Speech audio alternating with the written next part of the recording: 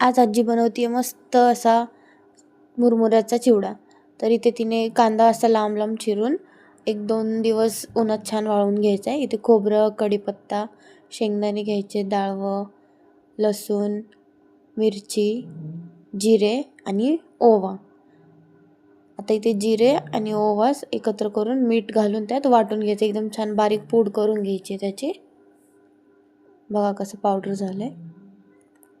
आता लसूण घालायचं आहे, त्यात पण थोडंसंच मीठ घालायचं आहे आणि याची पण पेस्ट करून घ्यायची आहे.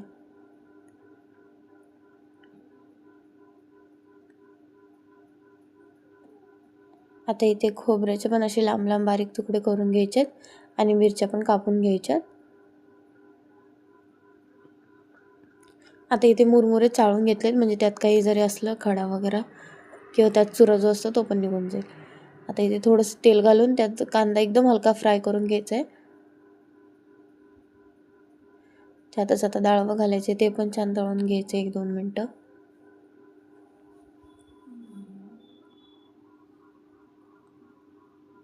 आता खोबरं घालायचे, ते पण छान भाजून घ्यायचे जरासं असं क्रिस्पी होईपर्यंत.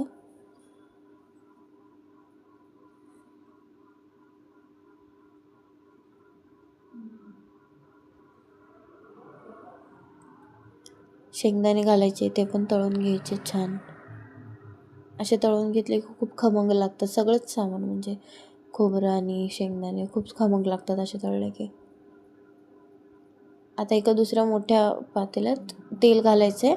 आपलं ते लसूण बारीक वाटलेलं ते घालायचं आहे, मिरची घालायची आहे, ती जी पूड केली होती आपण जिरे आणि ओव्याची ती पण घालायची आहे.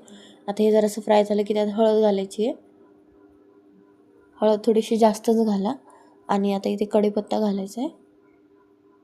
कढीपत्ता वगैरे छान फ्राय झालं की आपण जो मगाशी सगळा मसाला फ्राय करून घेतला होता तो घालायचा आणि आता इथे मुरमुरे घालायचे आणि 5 ते 7 मिनटं छान असं परतून घ्यायचं, म्हणजे मसाले सगळे छान मुरमुऱ्यांना लागले पाहिजेत. बघा मस्त चिवडा तयार झाला आहे आपला.